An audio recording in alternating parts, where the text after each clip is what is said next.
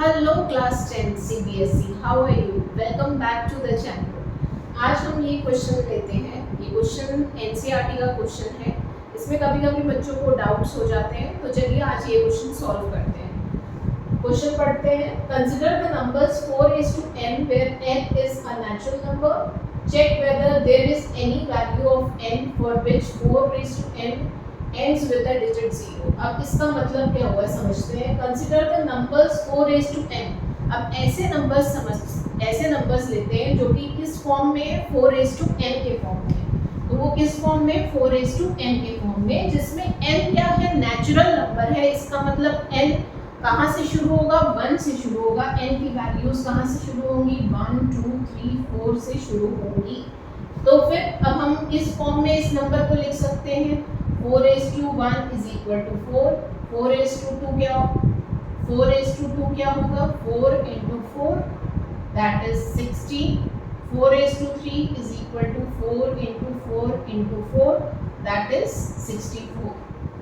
अब ये तो हमने सॉल्व कर लिया। Check whether there is any value of n। क्या कोई ऐसी वैल्यू n की है जिसमें 4:n ends with the digit 0, जिसमें 4:n जब हम रेज कर दें, जब हम ये पूरा रेज कर दें, तो इसमें जो वैल्यू आएगी यूनिट्स प्लेस की, जो वंस प्लेस की जो वैल्यू होगी, इसमें तो वंस प्लेस 4 है, इसमें वंस प्लेस 6 है, इसमें वंस प्लेस 2 है। तो वो कह रहे हैं कोई ऐसी वैल्यू n की है जिसमें वंस प्लेस पर 0 होगा, जिसमें ये जो प्लेस है इसमें 0 वैल्यू होगी, वंस प्लेस पर 0 वैल्यू होगी।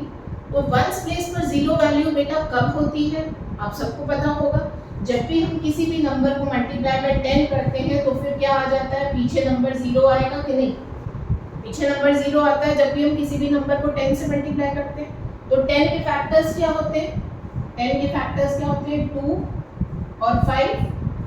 10 के प्राइम फैक्टर्स क्या होते हैं, 2 और 5। तो 2 और 5 अगर दोनों ही प्राइम फैक्टर्स किसी कॉम्पोजिट नंबर में है तो उसके एंड में डिजिट 0 आएगा, नहीं तो नहीं आएगा। तो अगर हम 4:2 करते हैं तो 4:2 क्या होता है, अगर हम उसे सॉल्व करते हैं तो कौन सा कॉम्पोजिट नंबर आया, 16। तो 16 के अगर हम प्राइम फैक्टर्स करेंगे तो क्या आएगा, 2 into 2 into 2 into 2, तो 4 2 आएंगे। तो फिर क्या उसमें 5 आया, नहीं आया। तो जब 5 आया ही नहीं, 2 तो आ रहा है पर 5 तो नहीं आ रहा। तो जब 5 आएगा ही नहीं तो पीछे 10 का 0 कहाँ से आ जाएगा, तो 10 का 0 नहीं आएगा। तो इसका मतलब क्या हुआ, अब हम लिखेंगे कैसे।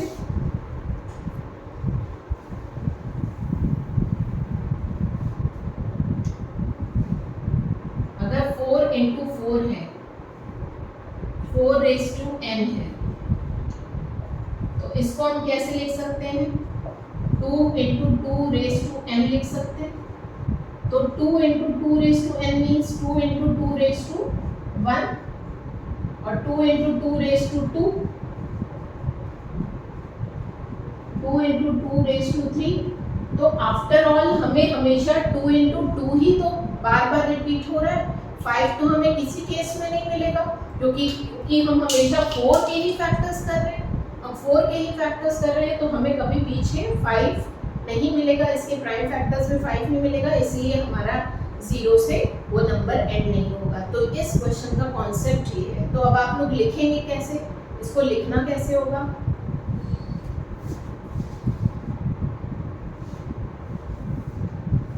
इसको ऐसे लिखेंगे,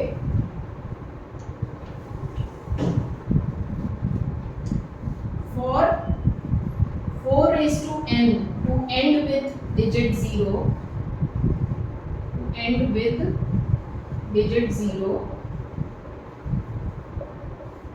it should have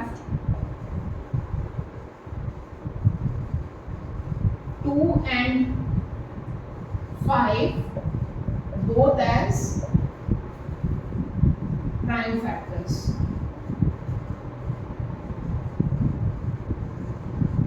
But when we solve 4:n, in any case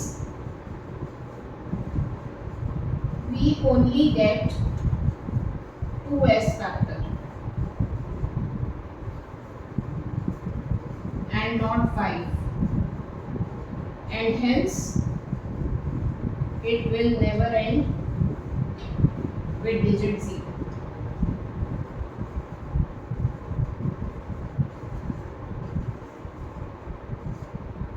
तो इसका आप ये भी लिख सकते हैं यहाँ पर इस क्वेश्चन में, इसके साथ ये भी लिखेंगे 4n is equal to 2 into 2 whole raised to n, 4:1 is equal to 2 into 2 raised to 1, 4:2 is equal to 2 into 2 raised to 2, 4:3 is equal to 2 into 2 whole raised to 3.